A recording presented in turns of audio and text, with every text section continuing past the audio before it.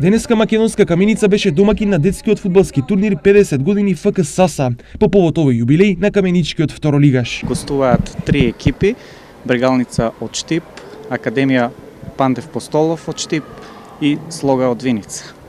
Турнирот е во рамките на детска лига во 3 генерации: 2010, 2011, 2008, 2009 и 2006, 2007. Поддршката за клубот од општината продолжува и понатаму. Днеска ми е чест што ете по повод 50 годишнината од фудбалскиот клуб поранешна Саса, сега Каменица Саса.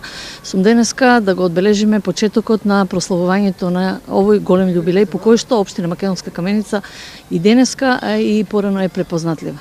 Организаторот си, пошто се работи за Сдружение на граѓани, веќе организаторот си има подготвено признание и пехари. Поддршката од општината и оваа година ќе продолжи како и минатата година со значајни средства.